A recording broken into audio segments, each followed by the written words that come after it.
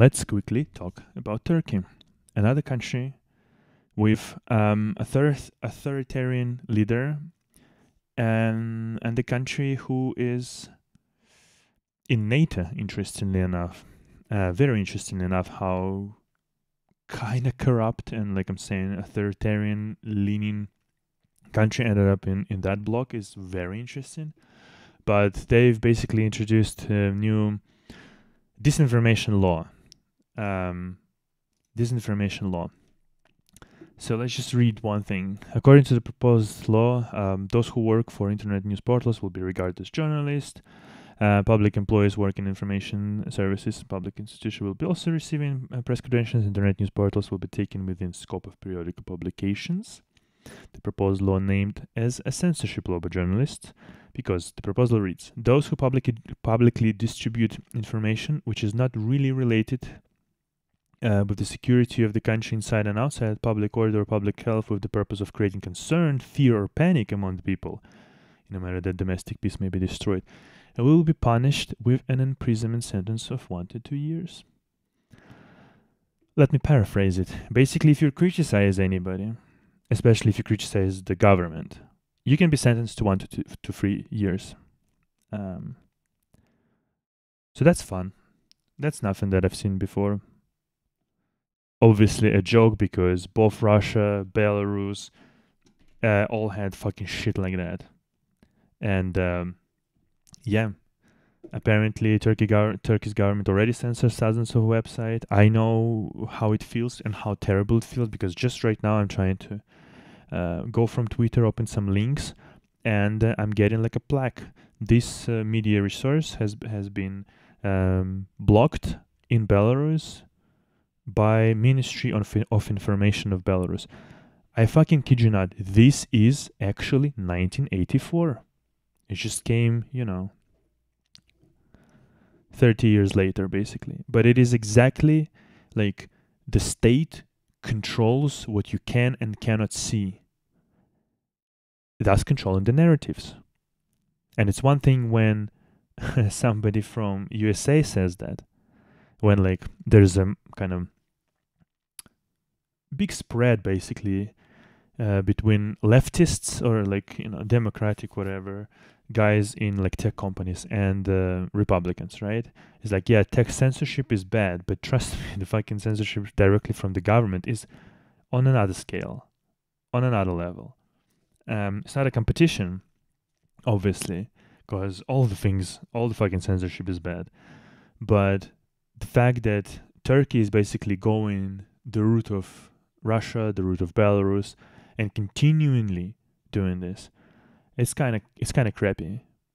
It's kind of crappy because from what I've seen, Turkey is a very interesting country with a lot of like very kind people. I'm actually very surprised all the time that I'm not at this point. I'm not surprised anymore, but every time I'm watching some videos on YouTube where people are helping animals on the street, especially cats.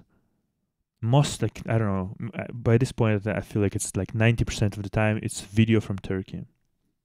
Because there are a lot of kind people, there are a lot of very good people, a lot of very compassionate people who help those in need, in this case animals. And so seeing that, by the same rhetoric, by the way, there are a lot of good people in Belarus, there are a lot of good people in Russia, there are a lot of good people, like I'm saying, was previously saying, most likely in Iran as well, whatever, right? Across the whole globe, there are a lot of good people who are living in a very, very fucking terrible places. And yet, they're still trying to hold to their humanity and so on and so forth. But, yeah, this law this is not good. I mean, some parts of it are okay, right? Because social networks now have to provide clear,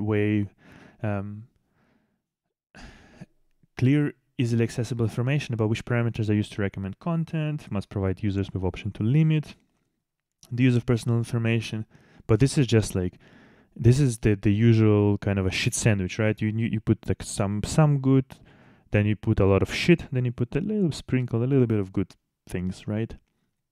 but I can definitely see how it goes, where it goes, and what's the like true purpose of this law, right? Because it's basically the law that has been created in Russia some time ago.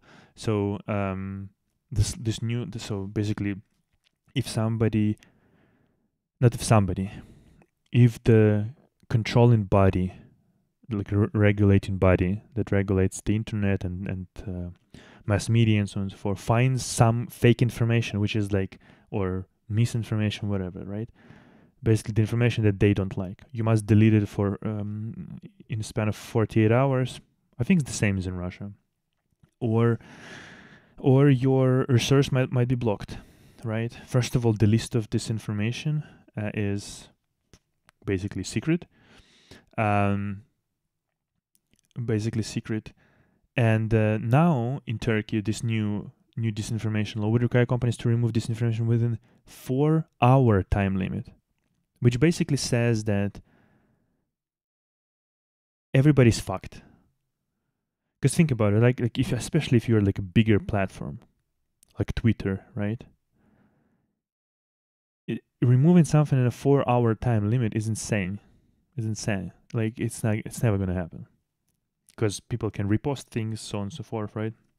So it means that you can actually block any resource at any time you want. And you know what is sort of on the horizon is the election in Turkey. 8 months, in 8 months, the next big election, right?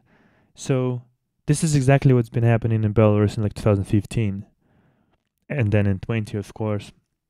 But especially I remember it in 2015 because at that time we still had hopes, and yet at that time there's been this kind of a law that you need to remove like misinformation, whatever, and opposition, like a shit ton of opposition media was actually blocked around that time, around 2015, and basically they got exiled completely from the country because most, if not all, the traffic in the country actually goes through like a national provider, basically, and they have the ability to block the traffic and completely, like, if you're not using, and even with VPNs right now, they can like deep analyze packets, and they still can sometimes actually notice what kind of a resource you're watching or trying to access, rather, and they can block it as well. So even like with some VPNs, it's not gonna, even VPN will not help you. So this is a copycat thing. This is what's scary, is that all these regimes, the second basically the second the line is crossed between like, are you an authoritarian regime or not, then things just go to shit, because now that regime basically starts copying the worst things of all the worst regimes across the whole globe. Because now it has a blueprint already. Okay, what do I do next? How can I not fuck up? What do I do better than those previous regimes, right? Like, so, yeah. The only chance basically is to never cross that line, never to allow the government to become the authoritarian or dictatorship regime, because once it does, things go to shit. And seemingly like at least like I haven't seen in the recent history examples of how it can be reverted without like total violence and total chaos. So yeah, bad news for Turkey, bad news for, or obviously, journalists of Turkey, of any independent media. It's really bad news, because at least like this is already requirement to delete things in just a span of whatever, and having this like misinformation or whatever. Yeah, I see where it's going. I know where it's going. And Turkey, freedom of the net, not free. Everything you need to know about it. So yeah, it's very unfortunate, because like I'm saying, there are a lot of good people in Turkey, and seeing that the country slowly but seemingly surely slides into authoritarianism, at least, not good. Not good at all. But yeah, we'll see. Hopefully, people of Turkey will be able to stop this slide into oblivion. Fingers crossed. Fingers crossed for them. Okay.